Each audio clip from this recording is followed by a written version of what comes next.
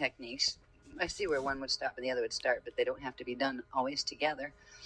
It would be nice if we had this in writing before, but we will eventually have that in writing, but it will be on the DVDs. The first one is Journey to the Aurora Continuum. When we go to the Aurora Continuum, that is where we're going to meet up with the Ajuna. And they finally showed me what they look like, because I wasn't sure what they looked like. And basically, they can look like anything they want, because they exist as conscious air. And to interact with beings that retain form, they choose to just take on a simple light being effect, where they're hominid. Well, I suppose if you look like an octopus, they'd probably make a light being octopus, that they just take on whatever, like the basic form of the persons they're interacting. And that assists in communication between, co-resonant communication factor. And they're really beautiful. They just look like, did you ever see those like pure white mannequins that some stores have, where they're just really graceful and they have just very simple features, right? It's mostly made of light, because they are made, I think they said they're made of the some type of hydrolase or something. But I finally got a glimpse or a feel of them, and they have a wonderful feel to them, these beings, and they're a very healing feel. They're a very different feel than the other ones we've met, but that's where we will meet them. And there's going to be a point in here where we do some neat stuff with our atoms first, and the spaces between them, which is really neat, because I used to have an experience of feeling like air blowing between the spaces between my atoms, and it was a very odd sensation. It was like getting less dense, and as if like gentle breeze was blowing in between my atoms and my cells. I've flipped into that state for no reason I could explain a few times in my life, and I'm starting to understand it a little bit better of what that's connected to. So this will take us through understanding that, and this is a process you can use. It's a type of breathing that once you get these spaces open, and for a while you'd have to reopen them, like do the whole process that goes through here, but a way of breathing that just really, really helps cleanse the atomic structure and the body, and helps expedite the natural processes of the Shalaya light units turning on, of your light quotient, raising. And it's very pleasant. It's also very healing, a very healing breathing technique that you can draw from this one. So that once we get into the Aurora Continuum, then when we meet our Ajuna, and that takes 13 steps. Then we're going to connect with our Ajuna, and we're both going to go into orbs, our own orbs, and then another one's going to come up and join us, and we're going to go into through this passage very, very quickly. They consider it a hyperspace leap, but we're going to go through as orbs, and you would be the lead orb, and then there would be two of them right behind you, kind of like flying in V formation, and you go in really quickly into into this place, which is the edons of the actuality dominions at the center. And once we get in there, we pop up, and we actually pop up in what feels like they described it as bobbing, as if you were like a ball on in water, like being held under, then kind of pop back up, and you still come up as orbs, but you come up through the water as orbs, and then you bring your body form back, and the body form you bring back is called the Jade body.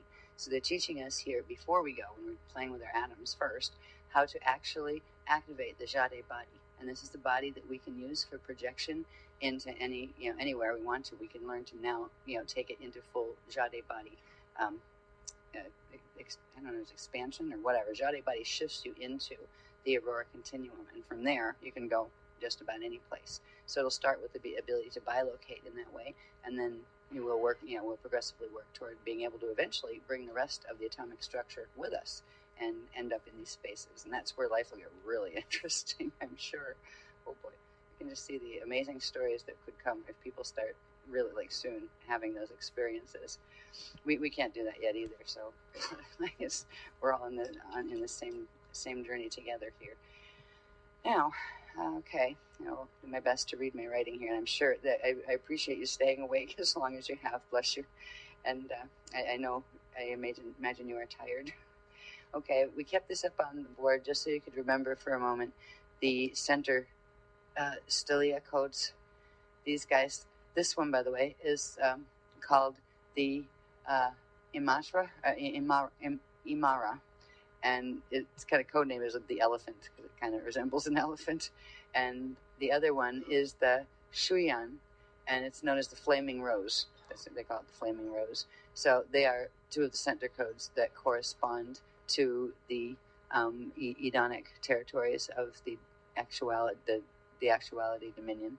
Inside of both this one goes with the round 1 set, and that one goes with the round 3 set. They haven't given that one yet because we don't need to go into round 2. Once we get into, after we get through this, we go into the second part of the technique, which was going to be technique 2. So that is once we pop up in Eden, and we into Edon, then we go do certain things, and we get to this really neat place that in this exercise we use it for one particular thing, but we can use it for all sorts of projection experiences.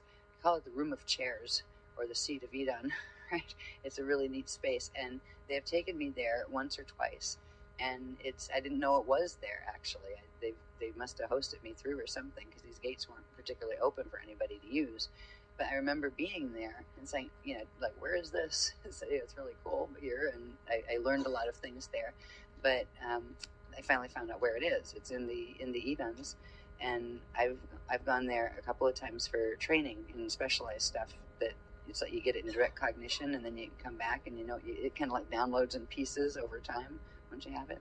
So we'll be going in there, and that is where we will pick up the activation that is coming through from the Akasha A level down to run the this host, and we will anchor the rest of the host so we can make this shift, and it will initiate the shift. It will initiate not the shift, but it will initiate our connecting the net earth grids and our shield to the shift, so that we can make this probability leap with them, with the rest of the Christic worlds that are going through this in the host.